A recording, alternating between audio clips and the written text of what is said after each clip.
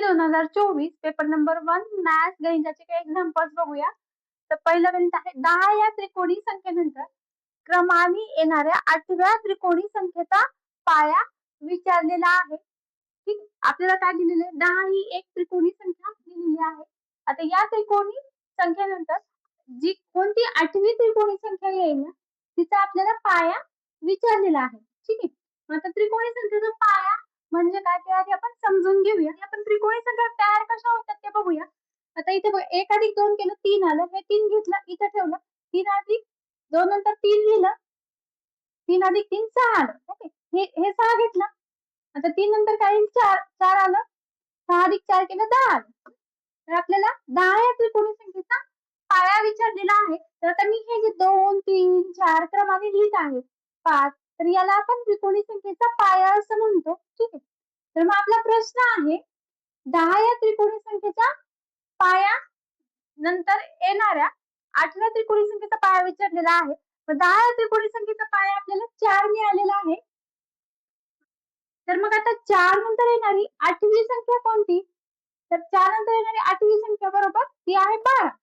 ठीक आहे, तर त्रिकोणी संख्येचा पाया आपण एक एकनीच वाढवत जातो. म्हणून 4 नंतर येणारी 8वी संख्या 4 आली 8 करून मिळेल ती संख्या मिळाली आपल्याला 12. तर 12 हेच आपलं उत्तर आहे. ठीक आहे, म्हणजे इथे बघा 6 7 8 असं करत करत करत अधिक 12 असा पाया येईल. 8 नंतर आपण ऍड केलं त्यावेळेस. ठीक आहे, तर आता हेच गणित आपण दुसऱ्या पद्धतीने पण सोडवू शकतो. म्हणजे आता इथं 10 ही छोटी संख्या होती, हिचा पाया आपण त्रिकोणी संख्या काढून पटकन काढू शकलो. पण आता एखाद्या वेळेस जर मोठी संख्या आली त्यावेळेस तिचा पाया कसा काढायचा त्यासाठी मी तुम्हाला एक ट्रिक देणार आहे. तर आपण 10 ही त्रिकोणी संख्या घेऊया. तर 10 ही त्रिकोणी संख्येचा काय करायची? दुप्पट करायची. किती येते ती? 20 येते. त्रिकोणी संख्येचा पाया पटकन काढण्यासाठी मी ट्रिक सांगते आहे. तर 10 ची दुप्पट केली ती आली 20. आता 20 पेक्षा कमी आणि जवळचा वर्ग शोधायचा आहे. तर तो आहे 16, तो 4 चा वर्ग. तो 20 मधून वजा केला तर 4. तर हा जो तयार झाला तो त्रिकोणी संख्येचा पाया आहे. हेच आपण या उदाहरणाद्वारे समजून घेऊया. तर आपण 15 ही त्रिकोणी संख्या घेऊया. 15 ची आपण दुप्पट करूया. 15 ची दुप्पट 30 आली. मग 30 च्या जवळचा वर्ग कोणता आहे? तर 25 हा 5 चा वर्ग 30 च्या जवळचा आहे. तर 5. तर 15 या त्रिकोणी संख्येचा पाया 5 आहे. बरोबर, 5 पायाने. तर ज्यावेळेस आपल्याला मोठ्या त्रिकोणी संख्या दिल्या जातात त्यावेळेस पाया काढण्यासाठी तुम्ही ही ट्रिक यूज करा. पुढचं गणित आहे एक काम काही मजूर काही दिवसात पूर्ण करतात. जर मजुराची संख्या 2चे 3 पट केली तर तेच काम पूर्ण करण्यास दिवसांची संख्या पूर्वीच्या संख्येच्या किती पट होईल असं विचारलेलं आहे. समजा सुरुवातीला काय ते काम पूर्ण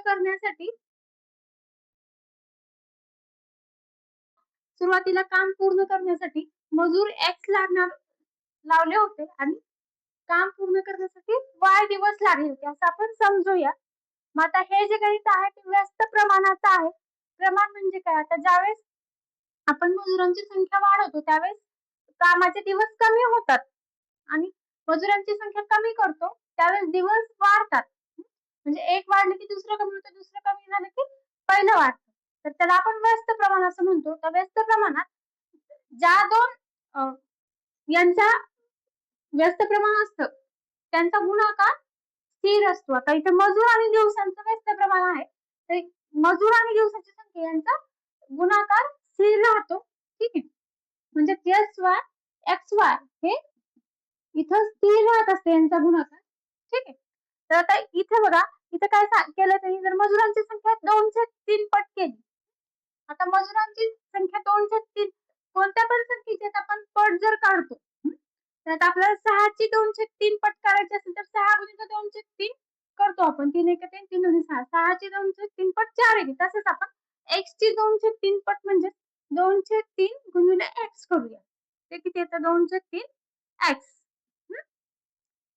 केली तर आपल्याला दिवस किती पट होईल? पूर्वीच्या संख्येपेक्षा किती दिवस किती होतील ते आधी काढूया आपण. बरं, तेच काम पूर्ण करण्यासाठी दिवसांची संख्या पूर्वीच्या संख्येच्या किती पट होती ते विचारलेलं आहे. तर आता मी मगाशी सांगितलंय मजुराची संख्या वाढली किंवा ह्या दोन्हीपैकी कोणतं जरी कमी जास्त केले तरी त्यांचा गुणाकार स्थिर राहत असतो. आता इथं काय लिहिलं म्हणजे आपण एक्स वाय हे गुणाकार आला पाहिजे. ठीक आहे, म्हणजे आता वाय ला मी कशाने गुणू म्हणजे मला एक्स वाय असं मिळेल. आता माझ्याकडे काय आहे 2/3 गुणिले एक्स वाय असं आहे. आता मी याला कोणत्या संख्येने गुणू म्हणजे यांचा गुणाकार एक्स वाय येईल. मला आता इथलं 2/3 काढून टाकावं लागेल. कसं काढून टाकायचं तर याच्या गुणाकार व्यासनी गुणून 2/3 ला मी ज्यावेळेस 3/2 नी गुणते त्यावेळेस हे 2 कॅन्सल होते, 3 कॅन्सल होतं आणि यांचा गुणाकार एक्स वाय येतो. ठीक आहे, म्हणजे त्या दिवसांची संख्या 3/2 पट केली पाहिजे. हे आपलं उत्तर आहे. पण आता पर्यायामध्ये 3/2 पट हा पर्याय आहे का बघा, नाहीये. आता 3/2 ला आपल्याला असं लिहिता येतं 3/2 ला 3 भागिले जर 2 केलं तर 3 एक 2 एक 2 आणि आता इथे एक उरलं, इथे दशांश देऊया आपण 0. आता 2 10 1.5 म्हणजेच किती दीड आहे. 1.5 म्हणजे दीड. ठीक आहे, तर दीड हा पर्याय आहे. उत्तर आहे दीड पट. ठीक आहे, पुढचा प्रश्न आहे रोमन संख्येच्या संदर्भात विसंगत पर्याय कोणता असं विचारलेला आहे. मग आता आपण यांच्या सगळ्यांच्या किमती आधी काढूया. इथे m भागिले c आहे. आता m म्हणजे किती तर आता इथे मी एक चार्ट लिहिले आहे. v म्हणजे 5 असतं, x म्हणजे 10 असतं आणि डी म्हणजे 500 असतं आणि m म्हणजे 1000 असतं. आता हे जर नंबर आपल्याला माहित झाले तर बाकीचे नंबर आपण पटपट समजून घेऊ शकतो. आता m भागिले c, m म्हणजे किती आहे 1000 भागिले c म्हणजे 100. 1000 भागिले 100 तर हे किती ते 1000 भागिले 100 शून्य शून्य कट केले 10 येतं 1000 भागिले 100 त्याचं उत्तर. आता पुढचं आहे x x V. X x V, x x V म्हणजेच काय आता एक्स म्हणजे 10 10 आणि 5. हा नंबर किती आले 10 अधिक 10 20 25. 25 गुणिले आय व्ही म्हणजे काय व्ही म्हणजे 5 आणि आय व्ही म्हणजे 5 आणि आय त्याच्या आधी लिहिलं म्हणजे 5 वजा 1 केलं 4 आलं. 25 गुणिले 4 किती आलं 100 आलं याचं उत्तर. आता पुढच्याची आपण किंमत काढूया एक्स सी. एक्स सी म्हणजे सी म्हणजे किती 100. सी म्हणजे 100 आणि एक्स 100च्या आधी लिहिलं म्हणजे 100 मधून वजा केलं 100 वजा 10 90 येतं. एक्स सी म्हणजे 90 गुणिले एक्स म्हणजे 10 अधिक दिलेला आहे एक्स सी अधिक 10 एक्स सी अधिक एक्स एक्स म्हणजे 10 इथे 100 येईल याचं पण उत्तर. आता पुढे डी म्हणजे किती डी म्हणजे 500 वजा सीडी. सीडी म्हणजे बघा डी च्या आधी सी आहे म्हणजे 500 वजा 100 करा 400 सीडीची किंमत. 500 वजा 400 पण 100 तर सगळ्याच्या किमती 100 आल्या. फक्त पर्याय क्रमांक 1 ची किंमत 10 आलेली आहे. त्याच्यामुळे पर्याय क्रमांक 1 येईल. पुढचं गणित आहे मिनिट काटा 12 वर असताना वेळ पाहिली तेव्हा तास काटा आणि मिनिट काटा यांच्यात काटकोन तयार झालेला दिसला तर आणखी 1.5 तासांनी त्या दोन्ही काट्यात किती अंशाचा कोन होईल. आता लक्ष देऊन बघा जर मिनिट काटा आणि तास काटा या दोघांमध्ये जर काटकोन असेल तर एकतर घड्याळामध्ये 3 वाजले असतील किंवा मग घड्याळामध्ये 9 वाजले असतील. ठीक आहे, या दोन्हीच ठिकाणी काटकोन तयार होतो तास काटा आणि मिनिट काटामध्ये.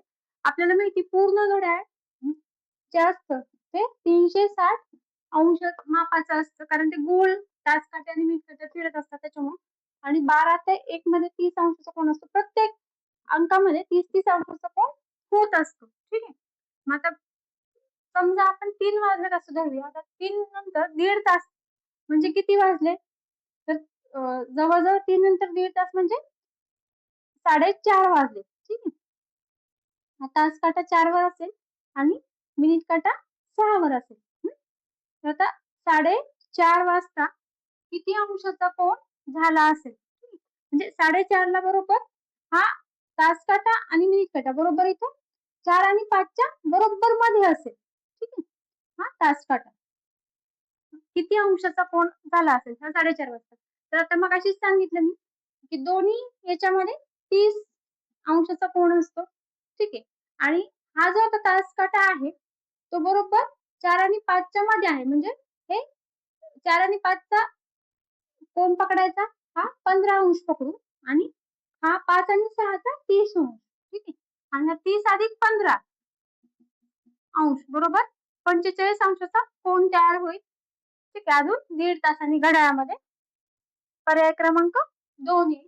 आता आपण समजा घड्याळात जर 9 वाजले असतील तर तर पुढे असा तुमच्या मनात प्रश्न निर्माण होईल, जर 9 वाजले असतील तर घड्याळात किती अंशाचा कोन तयार होतो ते बघूया आपण. 9 वाजले त्यावेळेस 90 अंशाचा कोन झाला. तर त्याच्याबरोबर 1.5 तासांनी किती वाजले असतील? 10:30 वाजले असतील. मग 10:30 वाजता हे बघा बरोबर हा काटा 10 आणि 11च्या मध्ये असेल. हा तास काटा इथे असेल आणि हे आपण हे करून टाकू आणि हा मिनिट काटा इथे असेल.